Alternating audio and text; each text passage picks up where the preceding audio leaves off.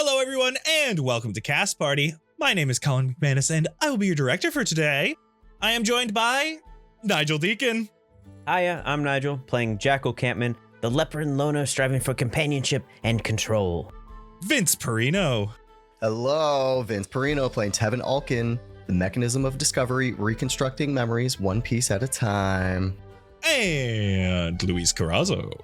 Hey, it's Luis Carrazzo playing Santos, the former gate guard, finding the balance between the peace domain and the fighter, battle master, destructor. Hopefully that's the part that activates in what we're about to do. And what are we about to do? Let's talk about it and how you got there. The three of you skipped towards Squall's End as you chatted about who you missed from the other group most. During this 2 days of travel, you had time to go over the folder from the Order of the Chrysalis and found you would be talking with Tessara, the Smoke Keeper, in Squall's End. It also mentioned the smoke in the forest outside of the village used to keep the residents at bay. You experienced this haze as you entered into the forest, and as you moved closer to the village, you found some weird things. You met Clover when Jack shot an arrow at the breathing earth on the path ahead. You found lines of unmoving animals and a cart full of collars. Santos had his eyes stolen from a weird fey creature with glassy wings who wanted to put them onto his potato. And you found a glassy blue statue with tummy troubles. He shrunk you all and put you into his abdomen. The walls and ceiling here are covered with these hexagonal structures, pulsing with energy, and are all very well organized, except as you moved deeper into this man's abdomen and started to float, you floated your way all the way down to the bottom to find a large opalescent jellyfish causing chaos. The organized hexagonal structures became more erratic and even broken down by this electrified being. As you approached, it pulled its tentacles down from the walls and started to move towards you. Now you can hear the electric shock coming from these many vine-like tentacles that are outstretching towards you as this bulbous jellyfish floats your direction. And so the scene is set. The question is, what did you roll for initiative? I knew it, and I had my dice ready. 29. Okay. Damn. I'll just put Jack at the top there. It was a 12. 8 for Tevin. Jack, you are first. You're about 60 feet away from this jellyfish. It is floating 10 feet in the air. However, you all have a fly speed currently. You are able to push and float. It is equal to your walking speed, so you're able to move vertically as much as you please. When we push off and move, does it let off a little? You squeak a little bit. You're made of metal. Oh. It's not like a tootie squeak. You guys are toots, if you don't remember. Right. This gassy guy, yeah. Uh-huh, right. Okay, I don't know what that thing is, but I don't like it. I'm going to push off into the sky to try and be above where the tentacles are, but I'm more or less kind of like going diagonal, but not too far towards it. So maybe like 20 foot away from where I was, but also up. And I'm going to knock an arrow and let loose into its body. I believe that I have assassin. So I can roll with advantage and get sneak attack and deal more damage. Wow, that is ass. I rolled a 1 and a 2. No. That's rough. That sucks. Okay. I've been there. That's all I've got. I'm going to blame not being used to being in the air. I don't have steady footing. It just feels weird to be up here, and shot went wild. The arrow's also floating, so like normally you have to go a little bit above your target because it's gonna fall. In this case, you go a little bit above your target and it literally is floating into the ceiling. Well, that's all I got. Santos, we are to you. I'm moving, flying. 5, 10, 15, 20, 25. I'm going to get in between us. I'm going to cast Bless. I'll touch this symbol around my neck, and it emanates this light that wraps itself around the three of us. We are all three of us blessed. And then I'm going to action surge and I'm going to activate Emboldening Bond on the three of us. So that light wraps around us, and this thread links us all together. I don't trust this thing. Of course, it's tentacles. They're gross. Just be careful. I think it's coming for us. And that's my turn. In my, I don't know how many years playing D&D, I don't think I've ever seen someone use Action Surge to double buff. The cleric is really coming out today. I know. Yeah. Are you using your own wings as you're flying, or are you kind of just like floating through the air like the other two right now? I think I'm just floating through the air as I'm trying not to draw extra attention to myself. Amazing. Tevin, we are to you. I'm going to move 30 feet, my full movement to the west, right against the wall. After seeing the two of them kind of float around like this, I want to go against the wall so that I can push my back against it, just so I can stabilize myself as I aim at the jellyfish. And I want to use my sharpshooter to take a -5 penalty to my attack to add 10 to the damage. Okay. If I hit. And I'm just firing off 2 shots with my back against the wall so that my arm can stabilize a little bit better. You are also blessed and have Emboldening Bond. So you add a d4 because of bless to each of your attacks, and you can add a d4 to one of them with Emboldening Bond. That's once per turn if you feel like you need it. Okay, I'm definitely doing it for this first one because I rolled a 3, so I get to roll a d4 twice. Yeah. Base 10 -5, so that's 5 plus 10, so 15. Wow. To hit for the first one. 15 hits. Wow. Yes. Whoa. A 9 altogether for the second shot. Does not hit. The first shot you thought getting pushed against the wall would be a good thing, but you weren't expecting the recoil to act as it did with the first shot, and so the second one goes a bit wide. The only shot that hit is minimum damage of 5. Plus 10, you're sharpshooter. Oh, plus 10, yes. So 15. 15. That's a lot better than 5. Yay. Yeah. And only because of the bless and the Emboldening Bond. double buff. Yeah. That is my tween. It's our jellyfish's turn. Uh-oh. And it is going to start floating, more swimming through the air towards you all. And this beast is large. It takes up a lot of area, including its tentacles outspread. It's able to move nice and close. It's not quite able to get towards Tevin, but it's able to get right up between Santos and Jack. And as it does, one of these tentacles, they're all moving nice and in rhythm as this beast is moving closer to you. And it actually doesn't look that quick until it gets within range. And Santos, one of these tentacles, just with lightning quick movement, it comes out of nowhere at you for a 22 to hit. That hits. That is 8 bludgeoning damage. Ooh. And 7 lightning damage as it shocks you. Ugh. And then the other one is coming at Jack. No. That's a 25 to hit. I guess so. The bludgeoning is 11. Jesus. Oh my God. And the lightning is 8. Damn, brother. Whoa. Jack, that means we are back to you. All right. Obviously, I don't like getting electrocuted. There's kind of a history of me being in positions where I was probably electrocuted and forced into hide state to fight. And so I'm pissed. And I think that means I should rage. It's not the hide transformation, but there is a definite shift in muscle structure in how I'm like flexing and everything. And I'm launching myself up. And I'm aiming for the big bulbous part with a big old swing with the hoopback special weapon thing that Björg made me.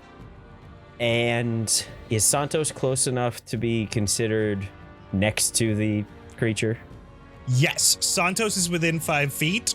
You were technically within 10 feet when it attacked you, but it has reach, so you just have to move closer.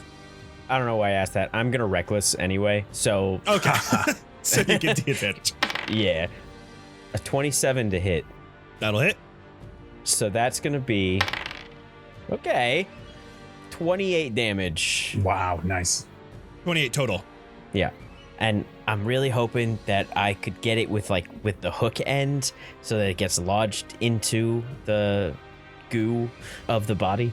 It's weird because you want to use gravity to come down, so you actually have to kick yourself downward to get a really good hit onto this thing, and you're able to lodge into its bulbous body. And as you do, there is a spark that emits, and you're taking 1 lightning damage. But that was a big hit. You actually see this thing recoil in the air. It was not expecting to be hit so hard. Ooh. Yeah, take that goo thing. And that's all I got. That means, Santos, we are to you with Tevin on deck. Okay, I see Jack take that lightning damage, and you feel that tether between us. It's like a signal, a pulse gets sent from me to you, and you hear a voice in your head say, hang on, as I'm going to activate this maneuver, my Battlemaster maneuver rally. You almost feel this force field appear around you. It blinks into existence and then it blinks out, but you feel it there. It's 7 temporary hit points that you gain. Ooh. Excellent. And I'm gonna attack this thing. I'm gonna Great Weapon Master. So now we both have this sharpshooter and Weapon Master. The -5 plus 10. Yeah. My first attack, that's gonna hit. It's 21 minus 5. So that's 16 to hit without the bless. That'll hit. And you will take 15 points of damage. As that comes down, Santos, big slice, big burst of goo from this thing, and it shots all of these little pieces of jelly that come out of it. It's like its own blood, but there's this electricity coming from it, and one of them sparks to you, and you're taking 1 lightning damage. All right. And my second attack, that's my bless. I'm also gonna Great Weapon Master this. Oh, I'll use my Emboldening Bond. I'm going to precision attack this, adding a D8. Oh my gosh. All of that buffing, and it's a 13 total. Does that hit? Roll damage. Wow! Let's go! It's big and it's jelly. It's big and it's jelly. Wow.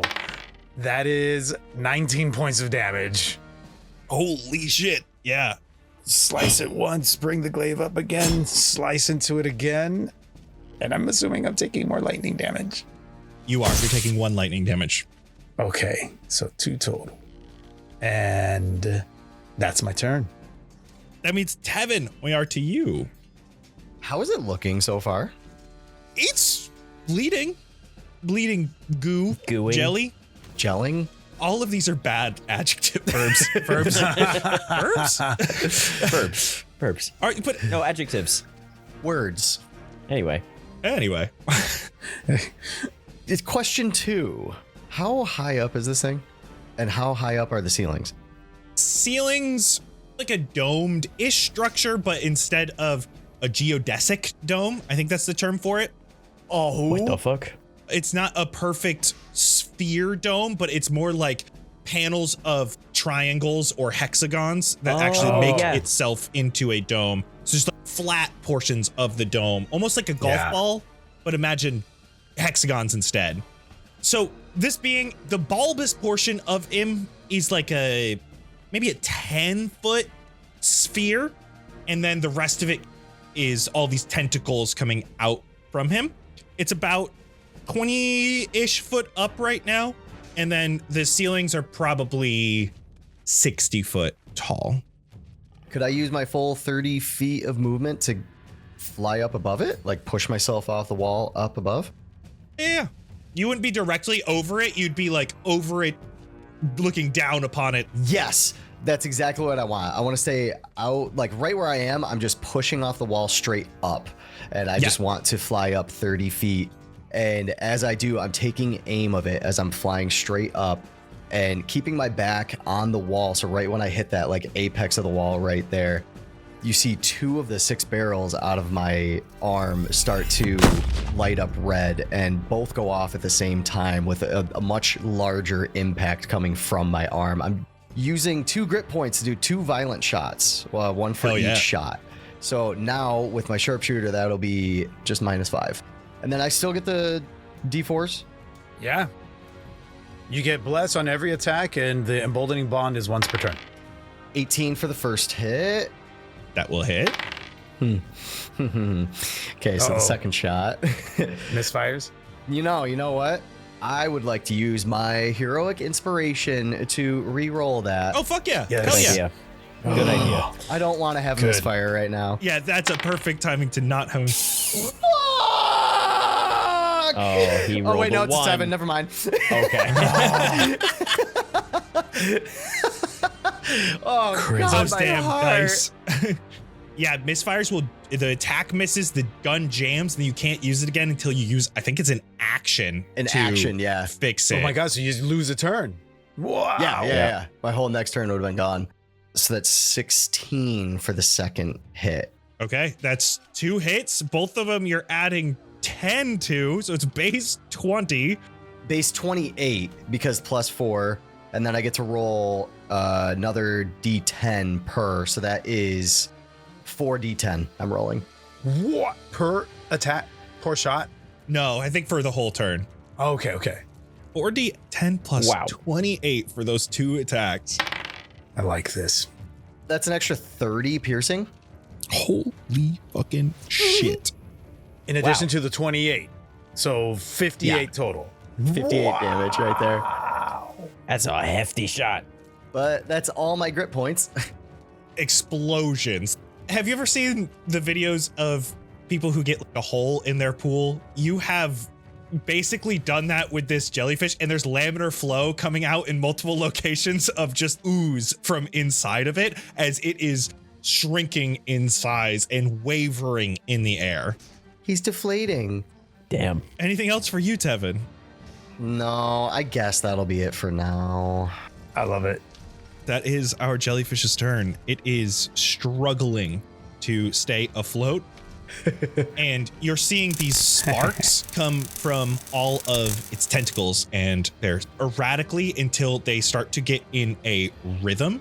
And you see its tentacles are coming up, and it is floating, pushing itself up and down, and these tentacles are all moving in conjunction with each other as the lights around the entire area from the hexagons are also flashing in tandem, and they start flashing faster and in these different colors, and it looks mesmerizing.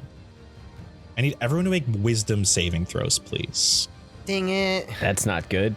Which reminded me, Colin, that I owed you a concentration save. I rolled it just now and I passed. Oh, for bless.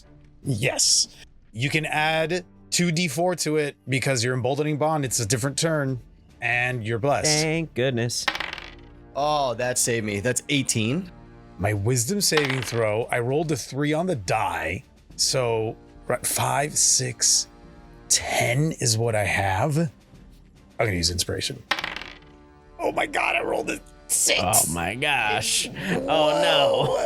I rolled a 4. Okay, so it's a total of 11. And I got a 13. Tevin, you pass. Yay.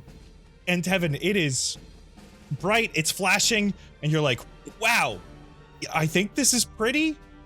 It's probably hard for you to tell because you just unloaded these disgusting bullets into this thing. You're watching all the wounds. But Jack and Santos, this thing is so mesmerizing. This is a charm, a conditional charm, though. Basically, when charmed, a creature has to use their reaction to get as close to the jellyfish as possible and touch it.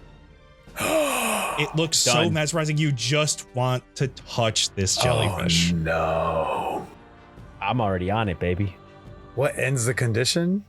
Once you touch it, Oh, crap. it is a reaction, so you have to do it now on the jellyfish's turn. Oh, okay. Okay. Well, I Oh, guess I touch God. it. How are you touching it? Is it just a hand on it? Is it like a full body hug of this thing? Oh, man. I failed so poorly with all these resources that I feel like it's an all-in thing. I think I let go of my glaive with one hand, so it's still and I'm still holding it with one hand. and I grab that tentacle and I almost wrap it around myself. Like a dancer using a... Those silks. Yeah, oh, we'll say that, like one of the silk circus-y type flyers. Yeah. Flying in the air, wrapping it around you. Jack, what about you? I feel like I'm so like mesmerized that I want to be like in it. I make the argument that I'm trying to dive into the hole that Tevin made in the jellyfish. Oh, gross. Yeah. You get up and you're almost like climbing up this thing as you're floating and you're looking for that hole.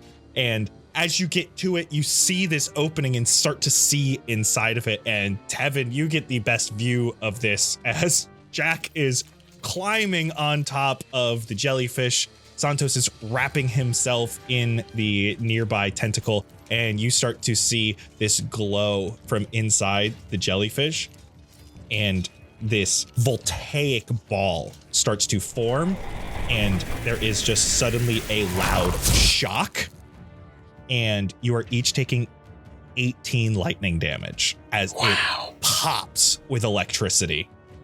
Just the two of them or all three of us? Just the two of them. You didn't touch it, bud. Ouch. Could have been worse. That hurts. Jack, we are back to you. I feel like now that I'm inside it, I've got to just start thrashing. It's some wild swings. I'm messing up its guts. Or attempting to. I just Okay. wouldn't stop. Just wouldn't Give stop. me an attack roll. All right. 27 to hit. That'll hit. Starting at 10 and another 44. So 19 damage. Jack, as you are swiping at this thing, are you using the hoop pack just inside, just like a... Oh yeah, I'm flailing. I'm imagining if you've ever had like a bowl of Jell-O and have a knife or something, you can just completely destroy it from the inside. And I feel like that's what you're doing as you come in contact with another portion of this jellyfish, and it shocks as you hit it. You're taking 8 lightning damage. 8? What happened to the 1? I rolled 1 every time, so you guys thought it was 1. I just kept rolling ones. Oh boy. But Jack, with that attack, it is yours. Oh shit. Oh! Okay. I'm picturing you somehow managed to get a spinning Beyblade inside of like a Jell-O mold, and I'm just ripping and tearing and going nuts in there. The hoop pack's flying, my claws are coming out, I'm kicking out, which I don't normally do. I feel like I should use my legs more in this campaign, and I'm just going nuts in there until eventually it's just globs of goo floating around, and I'm just heavily breathing in the middle of the air. And then as I like calm down, take a small piece and I try eating it. Oh. This once full, almost majestic beast turned into this goo, and these particles are just floating. They're not falling completely. They're going in every direction. And you suddenly feel a rush of energy, Jack. And this corpse, as it is floating to the ground, and it starts to glow a similar opalescent color until there is a flash of this color, and it blinds each of you for a moment, and it's hard to see until there is a sudden clarity that comes over you, and you can open your eyes again, and you're not floating anymore. You are standing in the forest clearing where the statue of the man was. Is the statue there? He is not. Are we covered in goo? You are not. I hate this place. As this dawns on me, or my vision returns, I look at Jack. I see that you're still hurt. I can feel that I'm still hurt. And I am going to activate a new ability.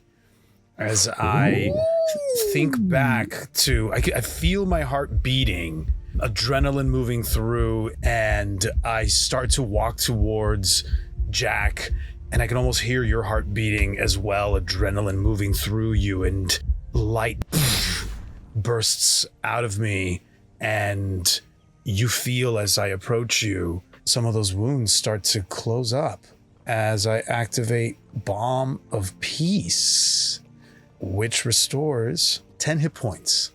Sweet. Did you say bomb or balm? Balm. It was a Okay. grenade of peace. Bomb of peace. Explodes. Thank you. That feels a lot better. I'm going to be honest with you, Santos. I am losing it in here. This forest is driving me up the wall. What the hell did we just fight? I don't know. Did that even happen? Thank you. Thank you. Sorry. Thank you. Tevin, did you get hurt at all? Are you hurt? I think with the positioning I had taken, I avoided any sort of damage. The two of you seem to have taken some, though. Are you all right? No, I mean, I'll be able to. I'm fine enough. But if we fight another one of those things, then I think I might be in trouble. Same here. Please, if I can help, let me know. Yeah. Thank you. Did we solve the tummy ache? Was there even a tummy ache to begin with? I think on that, I'm gonna sort of scan the surroundings. We're in a clearing, right? No, this was just on the path. I'm just gonna look around, and I'll say to the group, if someone is playing games with us, then they're watching how we react. So they must be near. And I'm going to start to walk forward on the path carefully, but I'm scanning from left to right, turning around, looking behind us, trying to see and hear for anything that gives away that someone might be there. I'm following behind. Yeah. You head towards Squall's End, and 4, maybe 5 minutes down the pathway of walking, you start to see cobblestone paths and wooden fences, and there are a set of tightly clustered cottages that opens up into a village. And it's not that hazy here. It seems like they do a decent job with understanding the wind currents so that the smoke stays mostly in the forest. Definitely lingers here and there. And as you approach the village and start to take note of your surroundings, you notice there's lots of farmland here. And it is close to the village itself, like much, much more farmland than you've ever seen for a village this size. It's likely not just for food. They use these crops to burn these thickets. They must have to have so much of it to do it day in and day out. There seems to be a large shed or barn near the farms itself. You see a bakery nearby. Looks like there's a carpenter. And as you walk in, there's like a small town square area. It's got a well and a community message board on it. And you see a couple people about. Is there a lot on the community board? Yeah, there's a decent amount of stuff there. Think this place is real? Are there any side quests posted? You look at some of the things on the community board, and one thing you notice is here like a bunch of different times, except it's always drawn slightly differently. It says, "Have you seen this bee?" And it's got a child's drawing of a bee on it, and it's got like glassy wings with a yellow powder coming off of it. Aw. And at the bottom it says LAT, L-A-T. I wonder if that was the fairy. It was dropping, or that fae was dropping gold dust when it was flying away from me. It was a bee. No, but I mean, what do kids know? I assume that a kid drew this. That may be rude to whoever did draw it. What was the name again? Lat? Yeah, L-A-T. You said there are a couple people nearby? Yeah, there's one walking up towards you right now. Ooh. You. Are you real? He is a wolf person. He is a anthropomorphic wolf. He's coming up to you, and he's actively sniffing the air as he walks up to you. And he puts his finger up, and he points at Santos. Me? You were blind recently, weren't you? I was. How do you know? I can smell it on you. Is that all you smell on me? You haven't showered. Ah, you can tell. Hey, excuse me, sir. Quick question. Are you real? Are you some other magic fog creation? What? No. I'm as real as anybody else here, which is real. That sounded vague and cryptic, and then I noticed it, and then I told you that it's not. Okay. And this is Squall's End? Welcome. Where'd you come from? Garmoth. Okay. Well, originally we came from Two Rivers. Then we came from a jellyfish. Right. I don't particularly like seafood, but okay. We're looking for the Smoke Keeper. We've heard that there's trouble here. We came to see if there's any help that we might be able to lend, but it sure took a lot to get here. Trouble? No trouble. Some trouble. Everything's weird. Yeah, I'll say. This is going to be a rude question, but you can ask it right back. Have you always been a wolf person? Yeah. Have you always been a rabbit with a steel alloy leg? And he opens his eyes up after sniffing the air. Technically, no, but that is neither here nor there, and I can't explain why, because I don't understand it myself, honestly. But All look, right. we came here because we want to know more about that weird thing. But I need to know some stuff first, because we came here on a mission from Karmoth to make there were caravans that were supposed to come and go from here, as far as I know, and those stopped. And I assume it's because you've got a maze of scary, weird mist things happening out there, like Fae stealing eyes and a giant mud golem living in the ground and a man who puts us inside of him to fix his tummy ache, which turned out to be a jellyfish. If I might interject, maybe introductions should be had first. Hello, my name is Tevin. Hello. Who might you be? My name's Yarnston. Yarnston? Very nice to meet you, Yarnston. With a J. Okay, I was gonna ask. Now that introductions are completed, do you have answers to all of his questions that he just asked? Please, thank you. Yeah, there's not supposed to be nothing out there. Things been weird, so you probably just got some of the weird on you. Ever since things got weird, my sniffer's been going crazy. I can sniff everything. This could be useful. Oh, and don't go talking to the baker. He don't got no bread for you. Why? He keeps on baking pieces of bread that look like birds, and then he throws them out the window to the south and yells, "They're migrating!" Okay.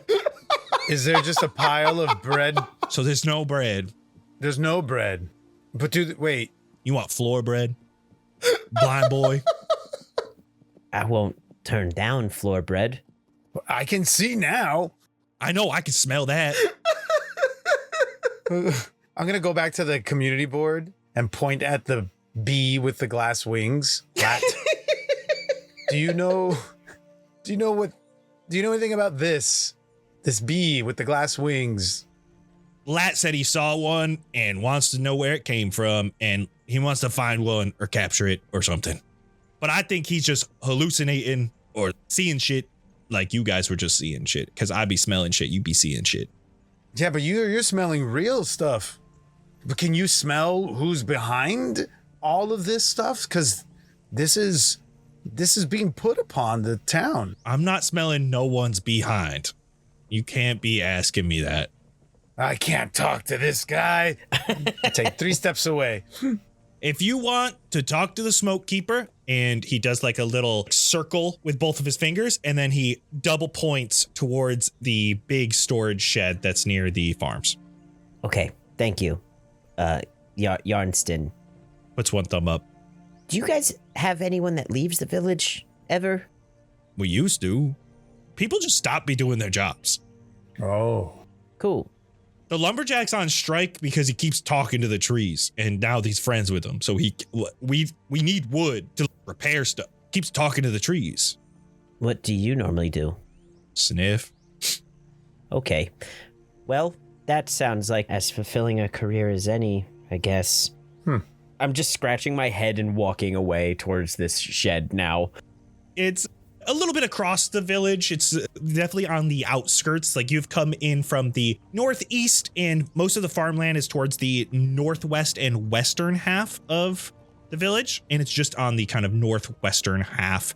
You come up to basically like a big barn, but there is big double doors here, and one of them is propped open with a bucket, it looks like, and you can just walk right in if you'd like. And as you get close from the inside, you hear, "Now that wasn't even funny." I'm going to halt everyone else. If we're overhearing something that's mid-conversation, I want to, I'll like put my finger up to shush everybody. I want to hear more than just that. Eavesdrop for a little bit. You quickly realize you're only hearing one voice. You're just hearing a woman's voice as she's speaking. "No, you can't even say that anymore. Oh, no. No, Yarnston isn't even that good at smelling. I know you're talking about it. I know you want him to sniff you. You're not going to find out anything from him sniffing you. What, you think that's going to fix me? I got my own problems, dearie." I think that's when I knock and let our presence be known. Knock, knock, knock. "Come on in then." And as you start moving in, you see a dwarven woman here. She's got shaved down hair, almost army cut style. She's wearing a brown apron with some leaves on it. And she looks at you. "What are you doing?" Sorry, ma'am. I don't mean to interrupt your conversation.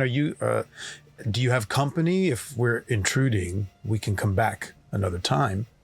"I'm just here doing some work, making some bundles." And she points around, and you can see that this barn area has a bunch of different containers of the different spices and plants that they've obviously already harvested from the fields. And now there's almost like an assembly line here of different things that you can see half created bundles. You can see some plants that are being like chopped for just their leaves and things all the way around.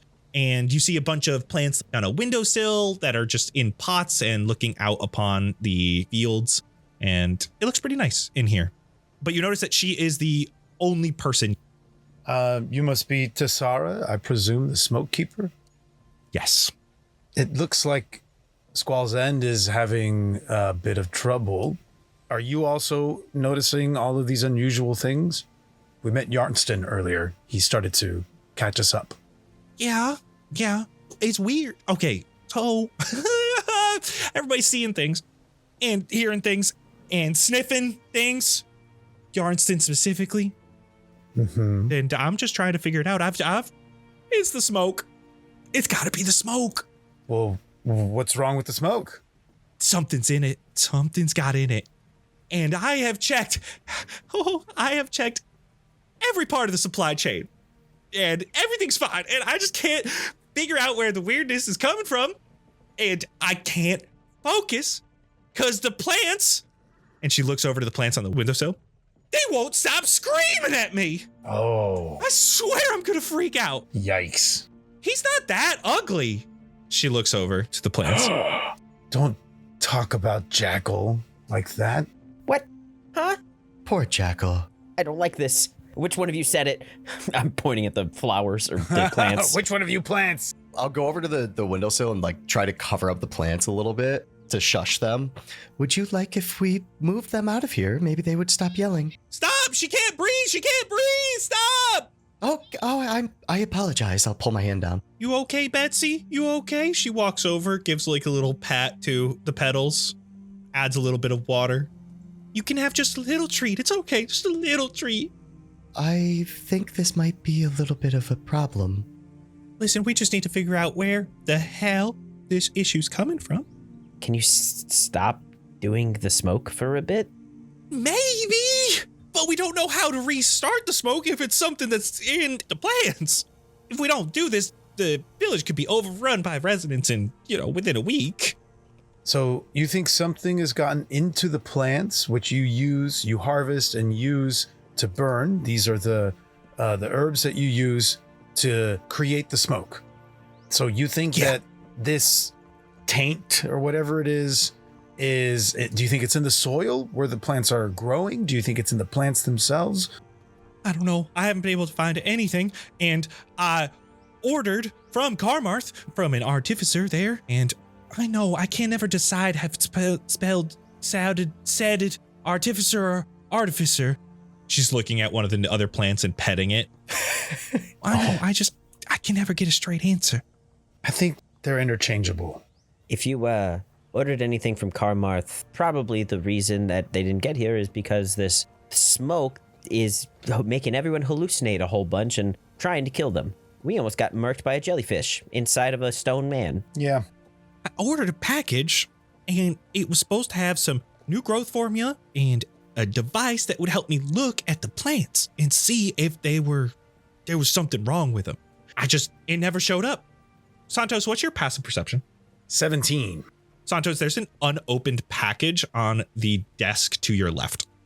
Oh. I'm going to approach that package and see if there's anything that indicates that this is part of that delivery. I don't want to outright assume, but... There's a Karmarth marking on it, and it denotes to Squall's End Smokekeeper. There's an unopened package that fits the description of what you are waiting on. Shall I open it? You're my delivery, boys! Oh my god, I'm so glad you're finally here! Let's go with that. Here you are. It took you long enough. My apologies. Don't worry, I'm not gonna tip them. She looks back over to the plants. That took way too long. I'm gonna start to open it for her. Inside this parcel, it looks like there's some fertilizer, a growth formula of sorts, and there's a small black box that looks like something important would be in it. This looks important. I draw her attention to that black box. That'd be it. She nods.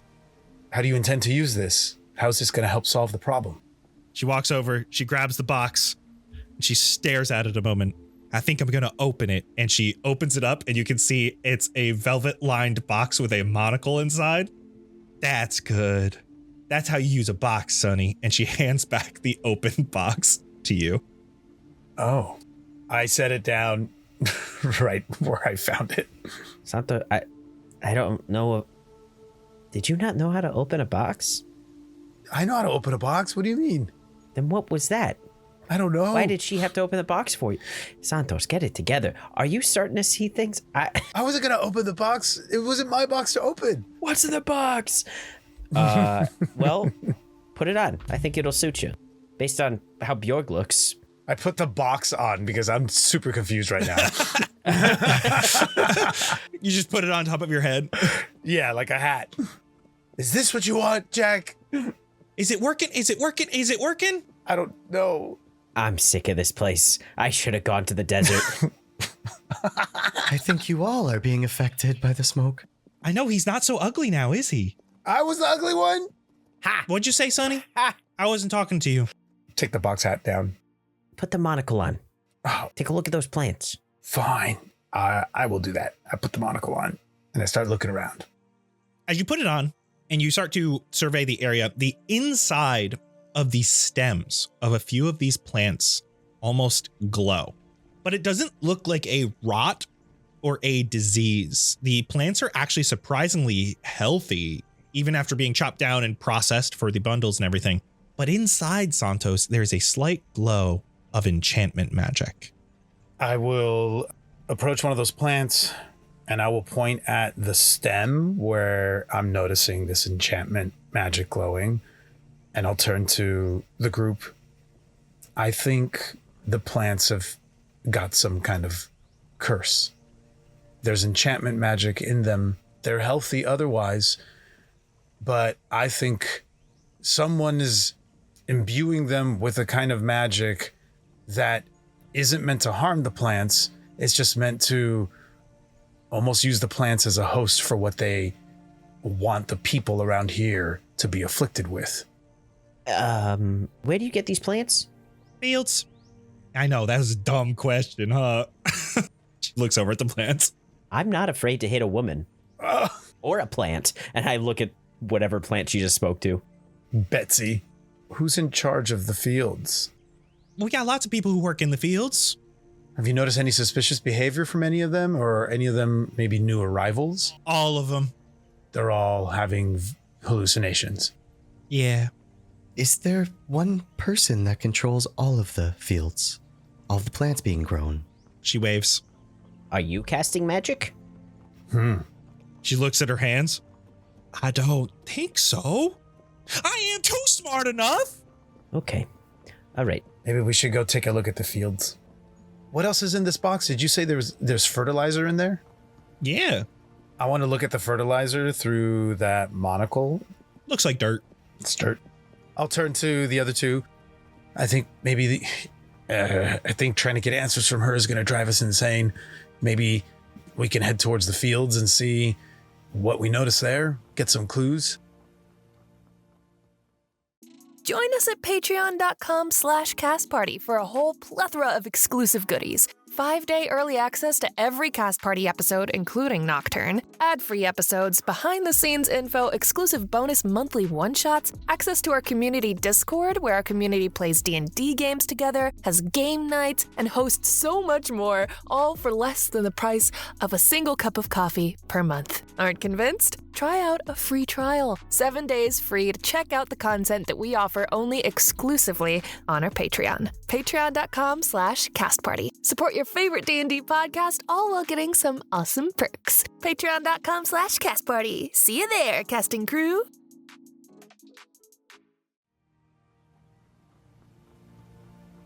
Good idea. You have fun out there.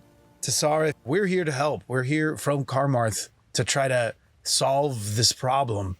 So if anything comes to mind, anyone that's been behaving strangely aside from the hallucinations, let us know. We'll go to the fields and see if we find something there. Okay, good luck. And I start to head out and I turn back to her and I say, where exactly are the fields? She gestures all the way to the north and the west. You definitely saw all of these when you were coming in, like how, yeah. Okay, great. There's lots and lots of farmland. All right, taking this monocle.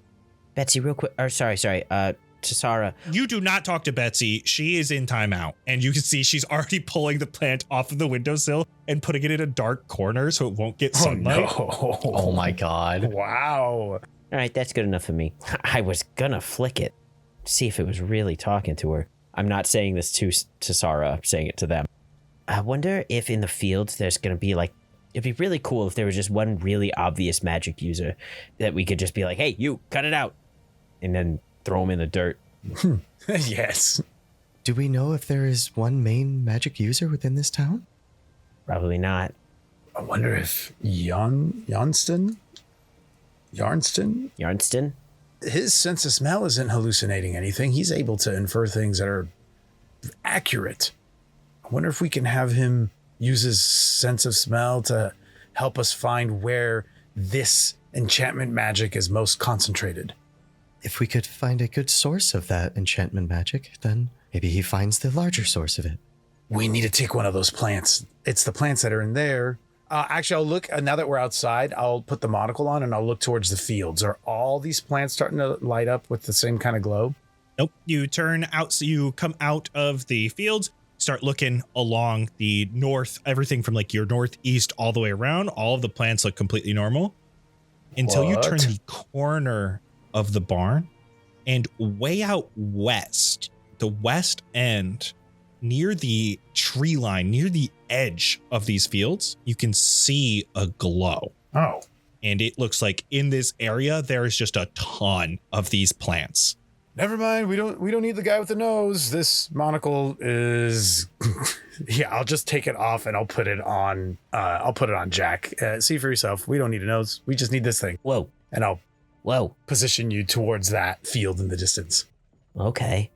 Do you think there's one guy that works that part of the field specifically? Or girl? Or are they them?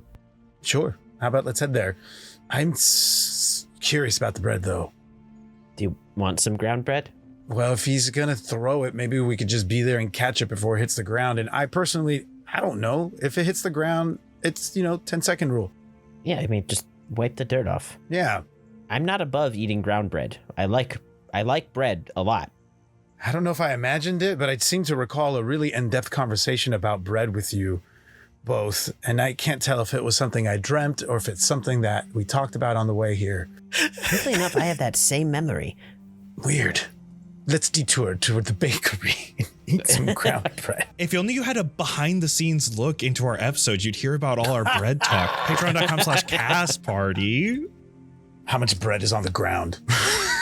None right now. Yeah, you go over there. It looks like there's definitely some crumbs and some edges of crust and things, but it looks like animals and stuff have been over here. There's tons of ants all over the ground. Oh no. I pout. I shrug and I pout and I head towards where that field, the glowing field is, and I kick a rock and I say, nothing's going my way. I think we should ask a few people who works that part of the field. Because I'm worried that we're going to ask one guy and he's going to tell us this person. And that first guy that we ask is actually going to be the person. And he's like, oh no, they're onto us. And he runs off. So we got to ask like 3 people. I think 3 is the right number. Okay. How about this one? I should point at the nearest person. There is a gnomish man, looks pretty old. And as you walk up to him, he's just going, woo, woo, woo. I don't know if I like this person. Yeah, let's find the next person. Do they know how to speak? I don't know. There were so many people out earlier. This is the only guy around. Oh no. With Yarnston. I call for Yarnston. I could smell you looking for me. What's up? What? You have a cool ability, just so you know. Everyone else has weird stuff, but I hope you keep yours when this all goes away, hoping it goes away. Do you know who works that part of the field over there? And I'll point to that area. Everybody? Everybody. Damn it. Everybody. Yeah. Oh no. This is not a singing group. Sorry, we'll skip, we'll dance a little, we will not sing. What do you mean sing? I was saying everybody. Yeah, they all work there. Okay. Do they have like a barracks, or is it like everyone has their own home? When do they normally work it? I kind of told you nobody's working right now, and he like points to the God. fields, and there's no one out there. How does Tassara keep getting plants then? What do you mean? She has plants in the shed. How does she keep getting those if no one's working the fields? We got reserves. Those were planted a long time ago and harvested, at least 3 weeks ago. Was anything different when you harvested these 3 weeks ago? I'd just go out there and see it. If you think something's different, smells different over there for sure. I don't know why you're talking to these people who are hallucinating when you know where the weirdness is. Wouldn't you just go to the weirdness, you know? I have this sudden urge to just go to the weirdness. Thanks for the chat. Of course. I just think the weirdness is weird, you know? It is weird. Smell you later? Or you can smell us later. You know what else I can smell? I don't know. Everybody! As he starts to walk away. I'm also walking away. Let's head towards that patch of glowing dirt. Yeah. I guess so. I head there and don't talk to anybody. You head out to the fields where all these different crops are, closer and closer to where this enchantment magic is, towards the west. And again, it's along the forest's edge. It is much more concentrated, but then there are a few plants here and there that seem to be afflicted with it spread out a little bit more. But as you are moving closer and closer to this area, you notice that there's even a little bit of enchantment magic in the roots of these plants when you're looking through the monocle. And Santos, as you're walking by these row after row of plants and you're surrounded by all of these plants that have this magic in them, you notice a bee coming off of one. And it doesn't look like a normal bee. It's got these glassy wings. And as it floats, you see that it is covered in this pollen, and the pollen is glowing with enchantment magic. Oh no. And you watch as it flies west into the forest. Follow that bee. And also, I'm hurt. I think we're going to run into trouble. None of you have any healing capabilities, do you? I have one tiny potion. Oh, you hold on to that. Run after that bee. You're finding it hard to follow this bee, but it's okay because there's more of them. And you're actually noticing some coming from the forest as well, and they're more covered in this pollen. Oh. That's not how this is supposed to work. And they're going back to the forest with less pollen on them. And you're able to follow these bees, and you find a tree, pretty wide tree, larger than most of the others in this area. And you can see these bees are going into a crack at its base. And from inside, you can see a glow from it. And this crack in the bark, it is pretty large. And it almost looks like a doorway, like a naturally formed door. And you can see just a bunch of these bees are going in and out. And that whatever hive must be in this. What do you guys think about just throwing a torch in there? Oh, why would we do something like that? Would it not injure all of them? Correct. That is what I would like to do. If they're the ones causing all this enchantment magic. Well, we don't know that. What does the world need bees for anyway? Right. They look harmless to me, though. Here, look through the monocle. I'll look through. They may just be inadvertently a part of this. Let's see what's inside. I mean, it's a doorway. I think someone's in there that's behind this. Then they'll burn too. Wow. I'm just saying, I feel like the bees will find a better home that isn't causing everything to be enchanted, and we solve two birds with one stone. Well, let's go in and at least see. I mean, I'm not opposed to that, but we got to at least take a look at what's in there and what we might be burning. What if it's something concentrated and it just explodes and now the whole world is covered in this enchantment because of what we did? You don't know. I feel like we won't care as much then. I think you're going through some sort of crisis, Jack. You really miss Lenore, don't you? You think? This place has been horrifying. Since we stepped foot in these woods, I've wanted to freak out and yell. And now it's bees? Bees are the things causing havoc in the town? Yeah. I can't fist fight a bee. Jack, wait. What? What's that? What? And I'm going to just break off and walk towards the doorway. What? Oh my God. I think I found something. Come look at this. God. Do not get enchanted. Do not get enchanted, Santos. I'm following. They're both afflicted by the smoke. I'll just want to check out the doorway and see from here, at least try to listen. Lots of buzzing. Lots of buzzing. Why don't we just head over there to those other trees and let's just watch them for a little bit. Also, I need a little recovery time. We can scope the place out. How's that? Okay. I'm gonna take a short rest. Maybe come up with a better plan than burning everything. Right. Yeah. Let's not. That's last resort stuff, Jack. I don't know. I think it's a pretty good idea. Maybe there's a way to take that pollen or whatever it is that they're doing, and maybe there's a way to redirect that magical energy into something that benefits us. Maybe we don't have to destroy it. Maybe we can shift it and we can gain something from it ourselves. Maybe enchant your weapon or your armor. You guys chat for a little bit while you are sitting and watching, and you really don't notice any change. And you all can take a short rest. All right. I feel better. How you all feeling? Much better. Refreshed. Taking a seat was nice. And watching the bees was a little peaceful, so I'm not going to lie. But I still stand by setting fire to the tree is the best tactic for not dealing with whatever's in there. Smoke puts bees to sleep, right? I don't know. Does it? I don't know where that information came from, but it sounds right. I think we should have left a torch burning in front of the tree so that the smoke made them all sleepy. We could do that. It's not too late. Light a torch and place it in front of or near that entrance. I'm going to do that. Just make sure you don't get it too close. Yeah. Can we find a bucket and we'll put it in there? You can just stab the other end of the ground. It's muddy enough here that it would stick out like a candle in a cake. Okay. Let's go meet the person in the tree. You leave it for 5-10-ish minutes, and yeah, you start to see much less movement of bees coming out. All right. Okay. Shall we go in? Yeah. We can set it on fire later if we have to.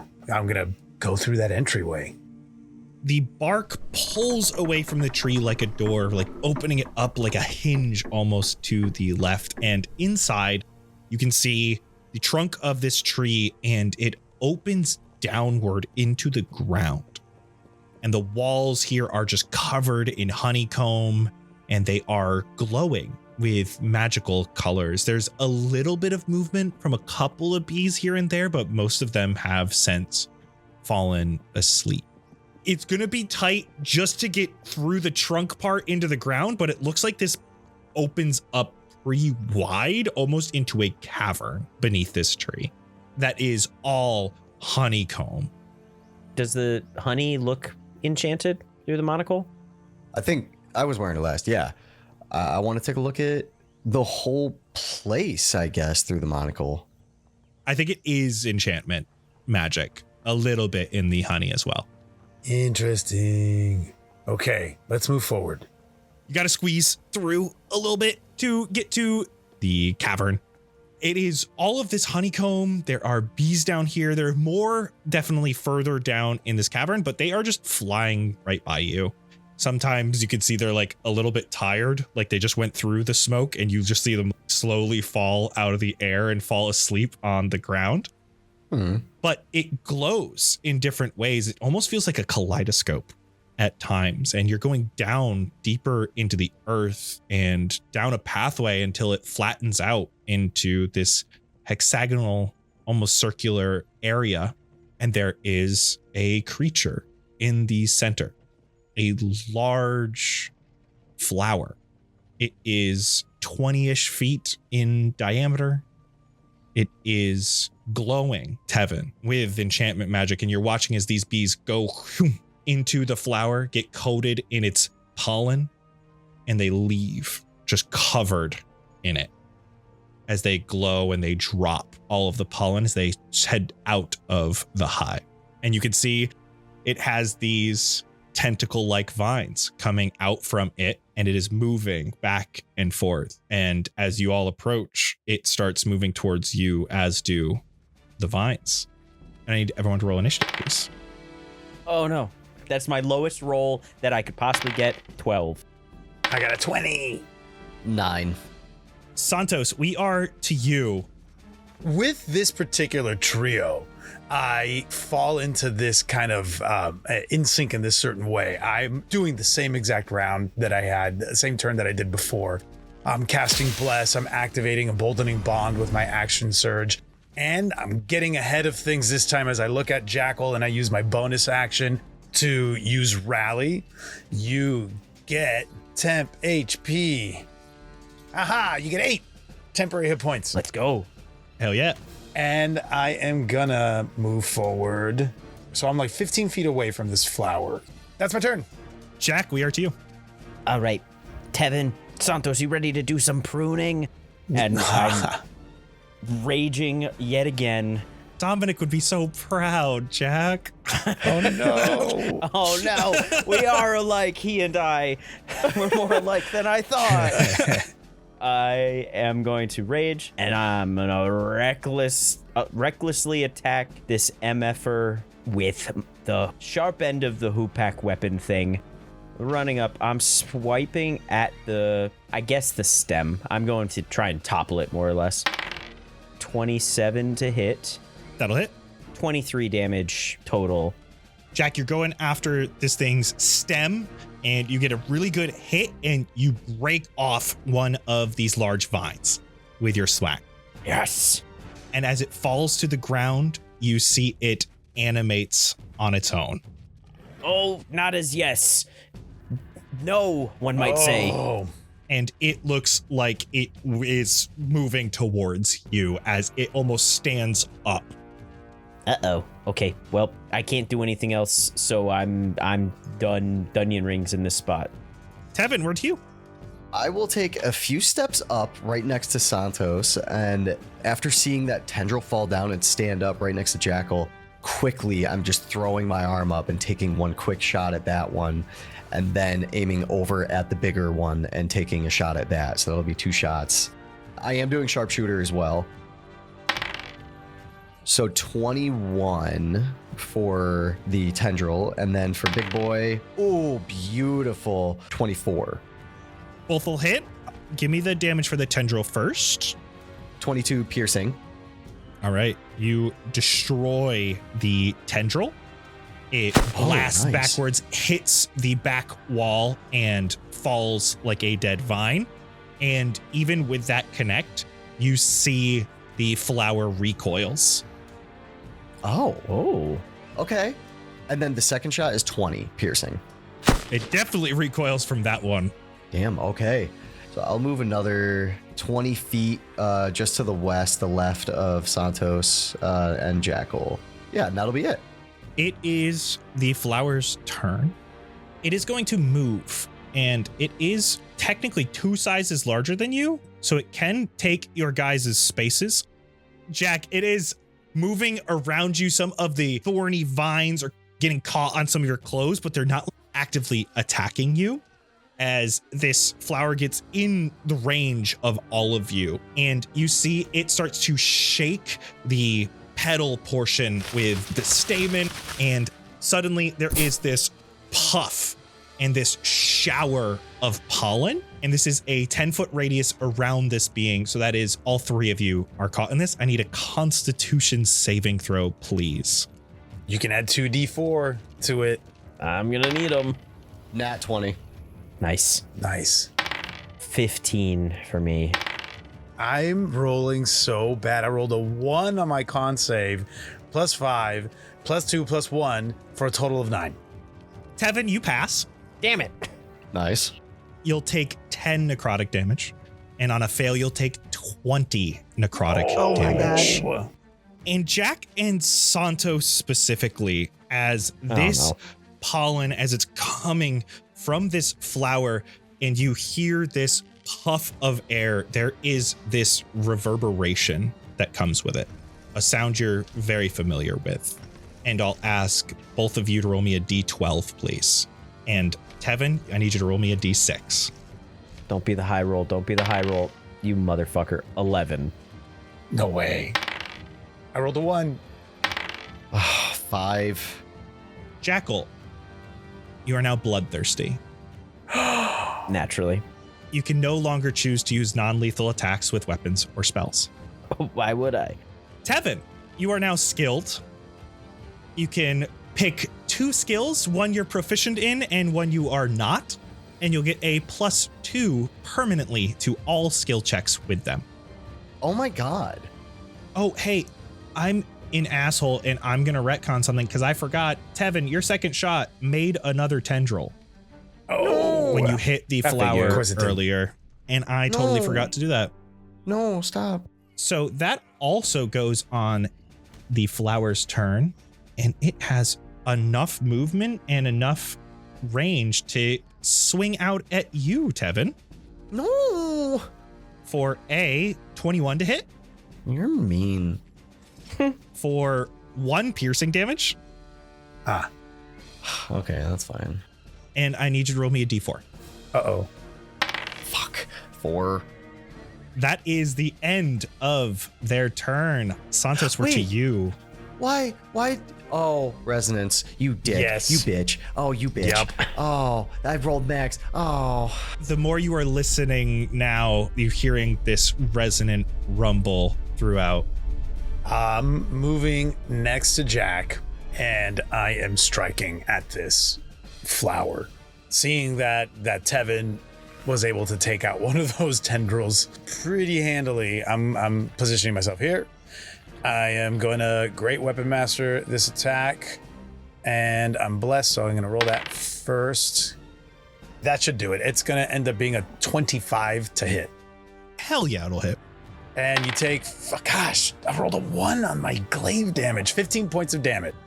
15 damage, and you see another one of these tendrils sloughs off of the flower. Is that within 10 feet of me, that second tendril? Yep. I'm actually going to attack that one with my second attack, and that is going to be a 20 to hit. That'll hit. Go ahead and roll damage. And 16 points of damage on that tendril. That is enough to destroy it. I'm going to take a third attack because I reduced that one to 0 hit points. And I'll just get rid of this other tendril then. I don't want them moving around. I'll move up, still next to Jackal, and I'm attacking that other tendril. All right. And I'm going to Great Weapon Master it. because I haven't used my emboldening bond yet. With the bless, that's a 3.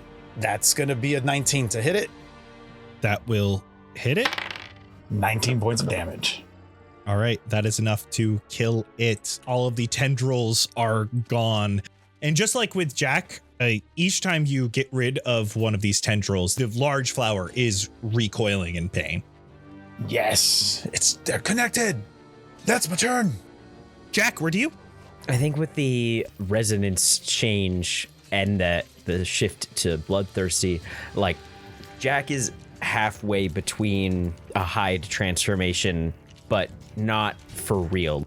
The eyes are glowing red, like he would be turning into hide, but his body isn't changing, and he's kind of just like breathing heavy and looks a little manic, and it's just wild swings with the hoopak around me, and this is now like definition of reckless attack at the flower.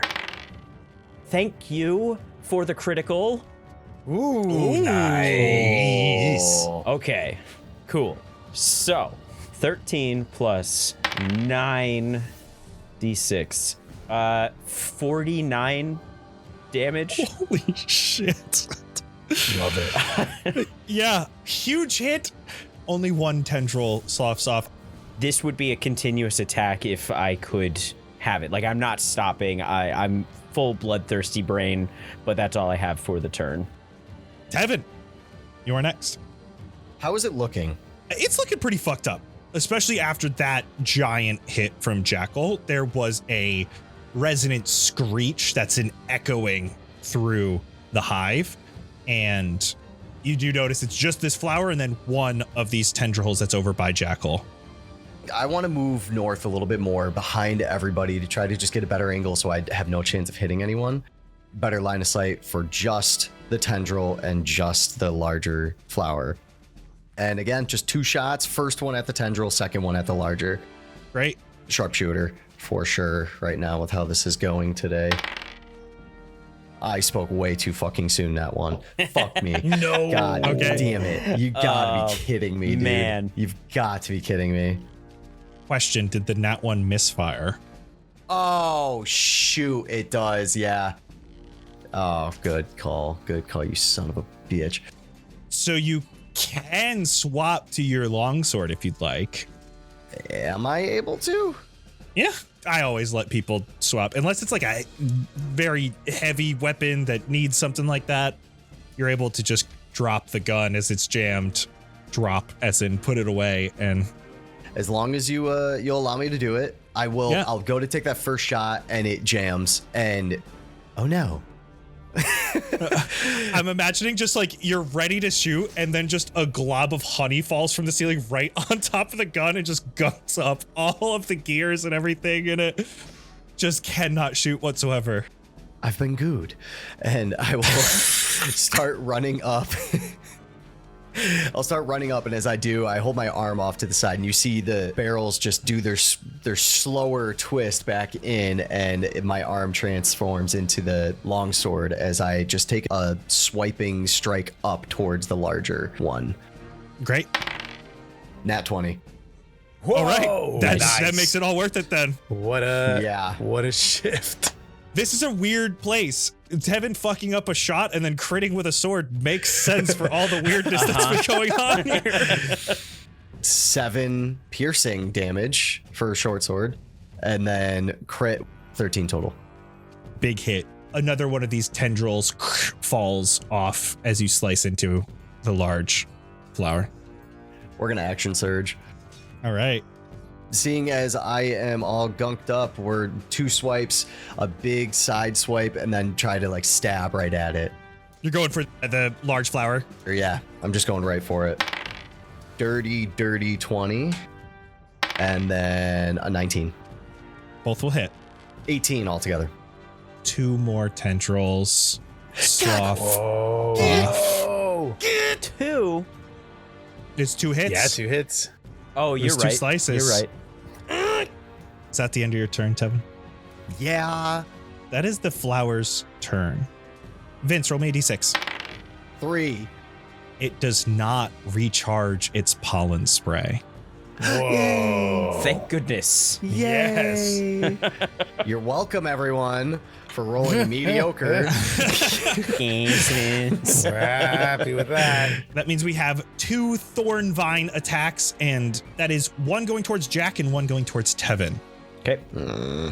That's a crit on Jackal Great. and a 26 on Tevin.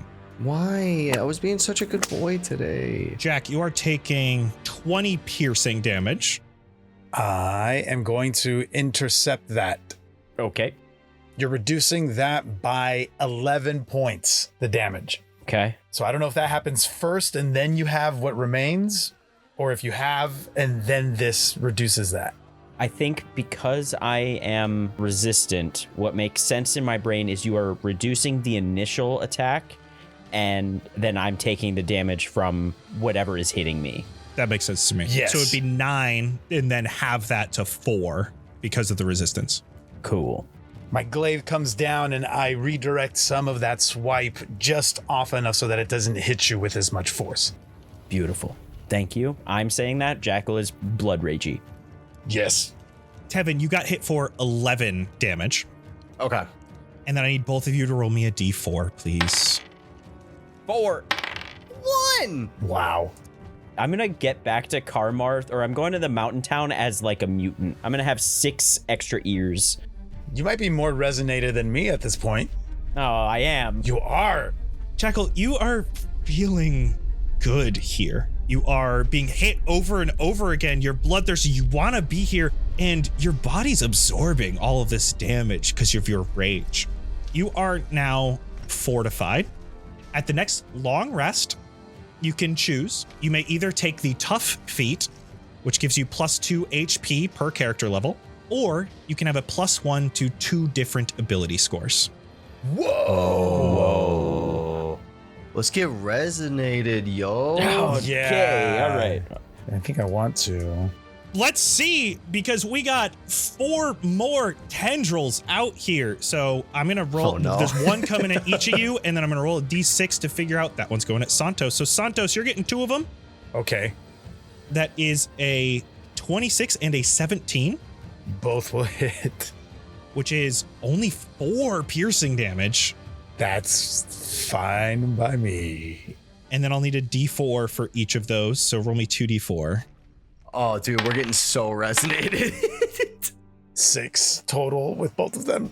You are also now fortified, Santos. Whoa, I'm kind of happy about that, to be honest. Jack, one of these is coming at you for a miss. That's only a 9 to hit. And then Tevin, Sick. one of them is coming at you for a 21 to hit, Oh my god, dude. which is 6 piercing. And a d4 for you, please. 3. Go ahead. I'm fortified or whatever. Oh, you're so far from that, buddy. That's the end of the flower's turn. Santos, we're to you. Wow. Yeah, that was a... We'll talk about that on behind the scenes. Uh-huh. Okay, my first attack is going to be on the big flower, because hopefully that goes down and maybe the rest of them go down too. I'm going to Great Weapon Master this attack. I think I owe you concentration checks. I just took 2 hits, right? Yes, they were really low each, though. Yeah, so they're minimum. I just got to get 10 and above. I just got a 10 on one and a 12 on the other. So I maintain concentration. I bless gives me an extra 4. That's great. I'm going to use Emboldening Bond on that one. I'm going to Precision Strike. That should do it. 18 to hit. That will hit. And you are going to take 19 points of damage. Santos, it's yours. Yes. I am going back and forth between these tendrils and this giant flower. I'm not sure exactly which one to go after. I finally pivot, set my sights on the flower.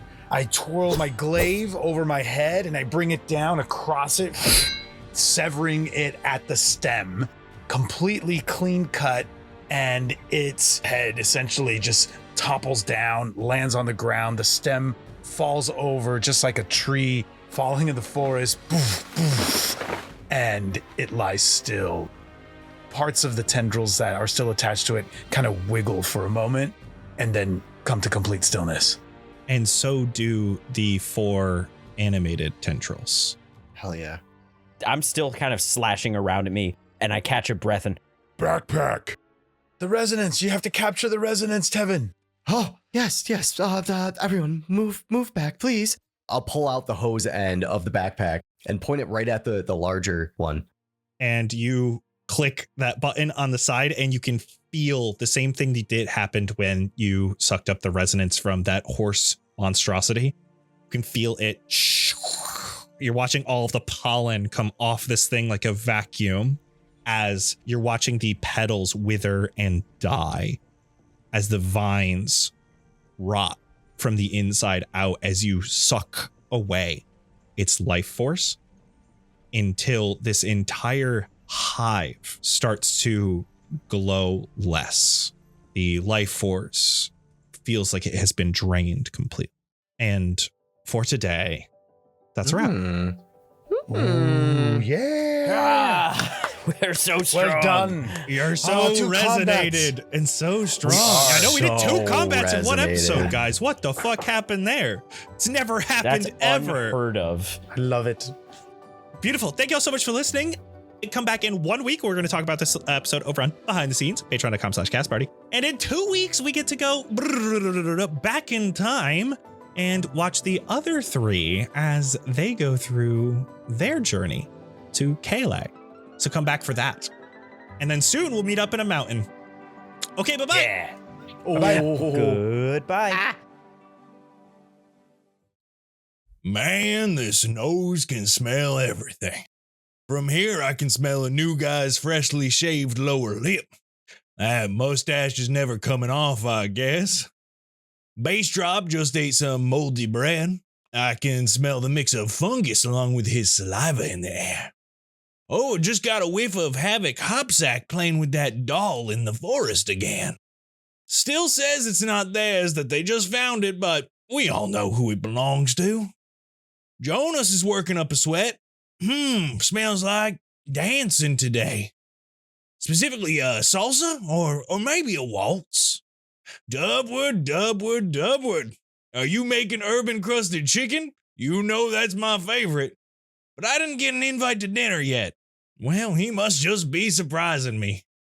Frosted Gears is working hard drawing something. I can smell the charcoal on her fingers.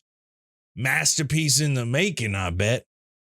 Whoa, now that's a surprise. Can smell Saint Love must have just finished his yearly shower.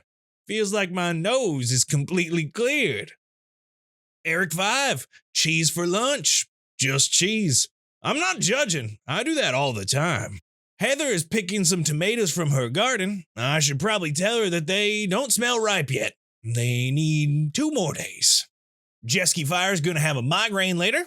Should bring her some tea in advance. I can smell the air. It smells like migraines. Kaylee, on the other hand, is finally over the flu she's been dealing with. Got a whiff of clear lungs from her most recent sneeze. Kana's gonna have a rough surprise when entering into the butcher shop. Smells like 2 rats got in. One male, the other also male. Lexi woke up this morning with a big crusty in her right eye and threw it under her bed. I don't know what to do with that information. Mason, well, he's picking his nose right now thinking nobody can see, but I can smell. That's better than seeing. Chops is in the woods doing nothing. And I mean it. Not even napping. Just sitting there staring. Well, Max is still asleep. I can smell him in bed. Well, it's 3/4 noon. I can smell that sleeping breath from all the way out here. Someone gotta wake him up. Opti's out in the field working today, but she's harvesting with a sickle that's made of copper. We normally use the iron sickles. She'll probably be working a little harder than normal today. Ryan, oh Ryan, you think you can hide that from me on a day like today? I know you just crop dusted that little kid, Storm Rider. Look, I know he was being annoying, but come on. Now the kid's gonna be blamed for it. Bubba, oh man, congratulations. So glad she said yes. Can't wait for the wedding. I can smell the ring on her finger now. Oh, and Bubba, you're in luck. Spire Gray just got in a shipment of new flower seeds. Got a good whiff earlier, and they are going to be beautiful. Man, I can smell the wedding bells now.